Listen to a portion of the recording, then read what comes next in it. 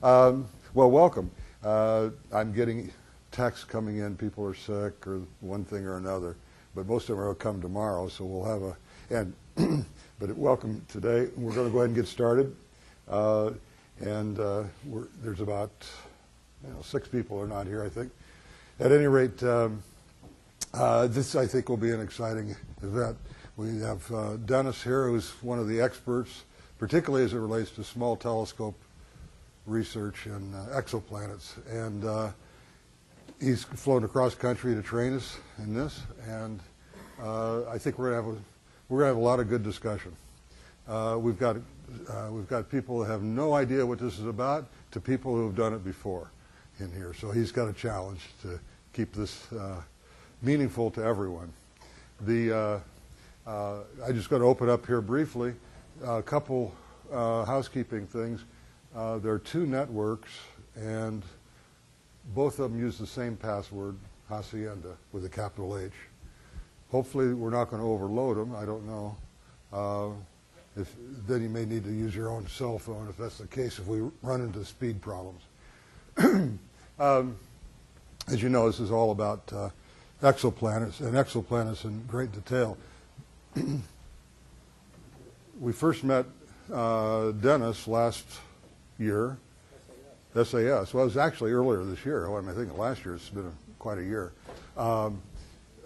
He was the keynote opening speaker on the first presentation at SAS, and had presented an excellent paper on how you can go about doing exoplanet observations and measurements.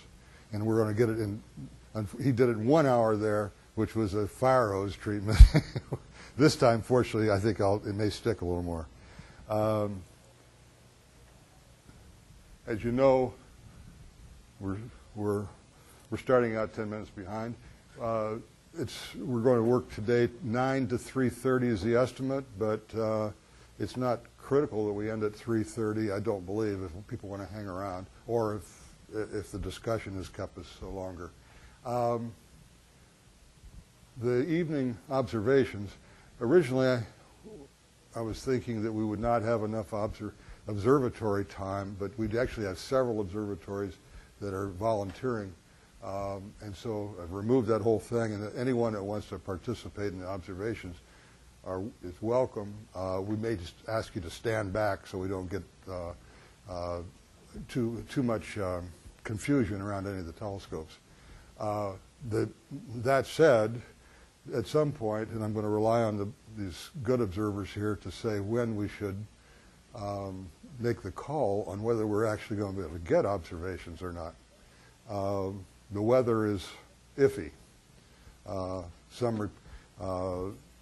best reports say it's intermittent clouds, and we're going to have to make a call probably about noontime, would be my guess, as to whether we should do it, should go ahead and do it or not. Not to fear, Dennis has brought his own data from observations earlier this month on the same exoplanet, so it'll be a good experience. And if we can't take our own observations, we will do it. We'll use that data tomorrow. Tomorrow, 11 to 5. That's again an estimate. I don't know if you feel it's a fair estimate. And that'll be very much in the modeling, and definitely today laptops, depends on your style, are not critical. Tomorrow they'll be really important, right?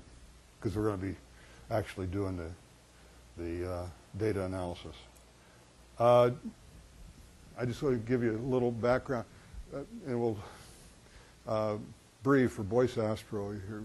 We're trying to foster astronomy amongst students, amateurs, and professionals here in San Diego. Make it really San Diego sort of a center of excellence. And I think everyone gets the benefit of that. I just love listening to the exchange of information, just with the people coming in, and everybody's learning from each other. We are doing what we can to make that happen. Today's an example.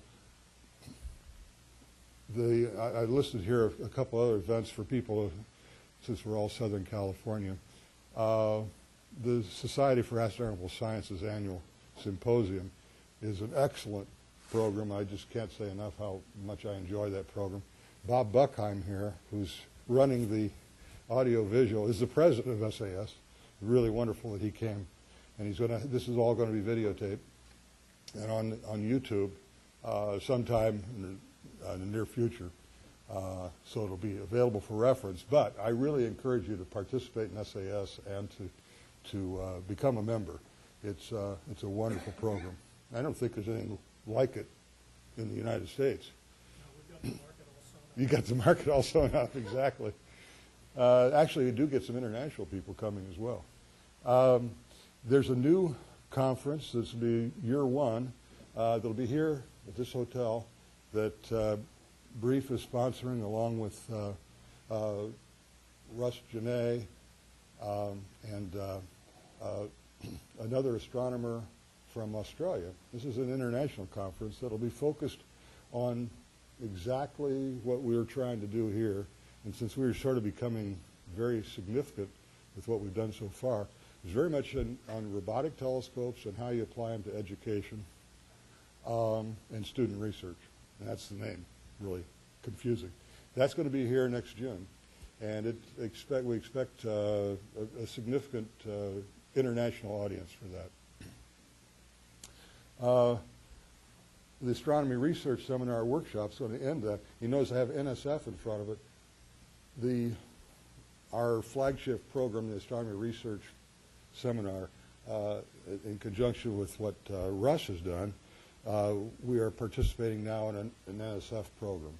And one of the events in that, and it'll be right here, is the annual workshop for instructor training. And so this is, the Astronomy Research Seminar is becoming quite, hopefully it'll become established and go nationwide. Rachel back here is setting it up in San Francisco, and she's heavily involved in it as well. Then, of course, Russ is running it in Cal Poly and Cuesta College. And then the last one I can't overlook is for those of you who are double star people, there's this either the fourth or fifth, but the first time in the United States, International Double Star Conference will be in Concordia up in Irvine in next August. And the reason it's there is because the Europeans wanted to come to see the eclipse, which will follow it shortly thereafter. I mentioned the seminar. One of the published books from a year ago is back there. It's a combination of Institute for Student Astronomical Research and Brief here in San Diego, and Rachel's running a similar thing in San Francisco, and there's about to start one in Hawaii this winter. And so it's evolving. If you need to know something about it, go to our website. We'll be looking for instructors for next semester and students for next semester. This semester we have between 40 and 50 students. I'm not going to waste your time with that right now. It's more stuff. So with that, the restrooms, I say, are around the side in the gym. You have to. Yeah. No, go outside and go around that way.